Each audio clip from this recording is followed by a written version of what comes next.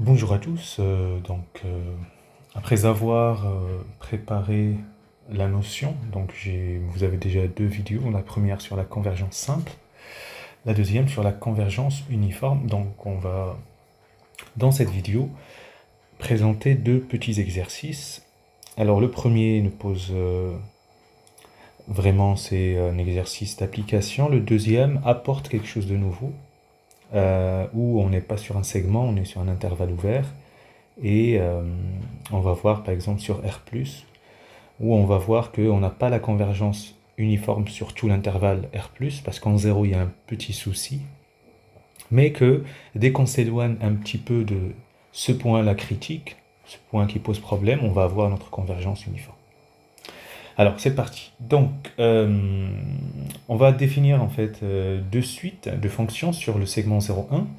Première fn, c'est à x associé x puissance n fois 1 moins x. Et puis gn, c'est à x associé x puissance n fois sinus px. Alors on va démontrer que ces deux suites de fonctions convergent uniformément vers la fonction constante nulle sur 0,1. Alors toujours dans cette optique de observer ce qui se passe en fait. Une observation graphique, donc on va représenter les termes de la suite, les suites f1, f2, f3. Donc f1, vous voyez, c'est une fonction de degré 2, donc c'est une parabole. F2, voilà, on augmente le degré, puis f3, etc. Et donc, on voit bien que l'abscisse du maximum, vous voyez ici, qui se déplace et qui, de valeur absolue de fn, qui est fn parce que fn est positive, tend vers 1. Donc l'abscisse tend vers 1. Et que la valeur de ce max tend bien vers 0. Vous voyez ce phénomène-là. Alors, on va montrer ça par calcul. Donc, pour n dans n et x dans 0,1, on va calculer la dérivée. Je vous passe les détails. Donc, on factorise par x puissance n moins 1, facteur de n moins n plus 1 fois x. Donc, si je veux la norme, donc je fais un petit tableau de variation. Ça s'annule en n sur n plus 1, plus, moins. Donc, je pense que tout ça, c'est clair pour vous. Et puis, donc, la norme infinie de fn, donc c'est l'image de n sur n plus 1. Donc, c'est là où on a un max. Et donc on remplace, puis après on fait une transformation 1 plus 1 sur n puissance moins n, parce que le n, le numérateur, on divisé par. Et puis l'autre terme, ça donne ça. Et ça, c'est équivalent à 1 sur e fois n, parce que je vous l'ai expliqué, c'est 1, donc 1 plus 1 sur n à la puissance n, ça tend vers e. Voilà. Et donc si vous avez moins n là, c'est e moins 1. Voilà. Et donc, et ça tend vers 0, ce qui permet de dire qu'on a la convergence uniforme de la fonction, de la suite de fonctions vers la fonction constante nulle sur 0,1. On a déjà vu que voilà, convergence uniforme implique la convergence simple, et donc c'est terminé. Donc vous voyez, en général, soit on commence par regarder la convergence simple, quelle est cette limite simple, mais là on est parti directement à partir de la conjecture et observation graphique. Alors, maintenant, pour la suite de fonctions Gn. Comme le cas précédent, on regarde un petit peu graphiquement ce qui se passe. Voilà, on va faire notre dérivée. Sauf que, en faisant la dérivée, même en factorisant, on tombe sur un os ici. Donc, chercher les points d'annulation de Gn' n'est pas vraiment évident. Alors, mais bonne nouvelle, c'est qu'on n'a pas besoin, si vous avez regardé la vidéo sur le cours, il suffit de calculer ce max, cette norme infinie, ou bien majorer par un terme qui tend vers 0. Donc, il suffit de majorer sinus px par une fonction infinie de x pour se ramener à fn. Donc, quel que soit x dans 0,1, on a sinus px, c'est inférieur à pi fois 1 moins x. Oh là là, d'où ça sort? Alors, graphiquement, vous l'avez ici. Hein. Donc là, c'est sinus, là, c'est la fonction infinie sur 0,1. Alors, on peut le montrer de deux manières, soit une égalité de convexité-concavité, donc le sinus, c'est concave, et bien sûr, sur l'intervalle qui nous intéresse, et puis, ou bien par l'inégalité des accroissements finis. Allez, on va le justifier. La fonction qui a x associé sinus px est dérivable sur 0,1, et pour x dans 0,1, donc valeur absolue de f' de x, pardon, c'est pi cos x, c'est majoré par pi. Donc f est pi lipschitzienne, donc sinus px moins sinus pi qui vaut 0, donc c'est c'est égal, donc oui, inférieur ou égal, valeur absolue de f de 1 moins f de x est inférieur à pi fois 1 moins x. Et comme sinus px positif pour x dans 0, 1, donc quel que soit n dans n, x dans 0, 1, on a notre suite de fonctions gn de x inférieure à pi fois fn de x. Parce que je vous rappelle que les deux suites de fonctions, hein, donc la première est celle-là, la deuxième est celle-là. Donc si vous avez majoré votre sinus px par pi fois 1 moins x, eh bien là il y aura un pi qui sort et vous avez fn de x. Voilà. Et donc, comme donc, la norme infinie de Gn est majorée par pi fois la norme infinie de Fn, ce qui entraîne que la norme infinie de Gn tend vers 0, d'après l'étude de la suite Fn.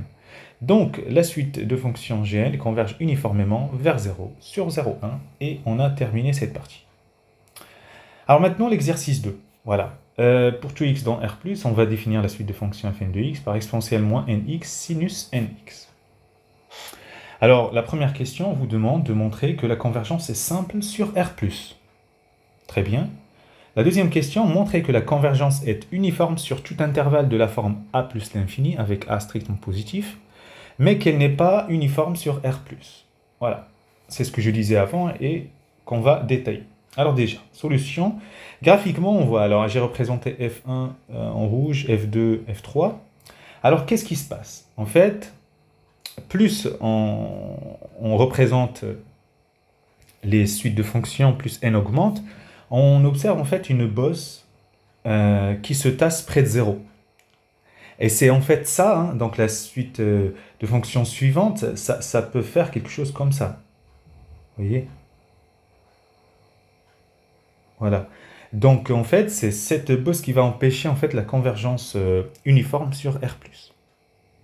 Cependant, cette bosse sort de tout intervalle A plus l'infini pour A donné, ce qui explique que l'on ait néanmoins la convergence uniforme sur chacun de ces intervalles. Alors voilà, c'est ce qu'on va faire. On va juste se décaler par rapport à cette bosse et on va voir qu'on atteint notre objectif. Alors, quel que soit x dans R+, hein, fn de x c'est exponentielle moins nx sinus nx. La convergence simple sur R+, donc c'est la convergence point par point. On fixe x et on regarde quand on est envers plus l'infini. L'expression de Fn nous incite à écrire la fonction autrement, donc exponentielle moins x le tout absence n, c'est une suite géométrique, pour x fixé, hein.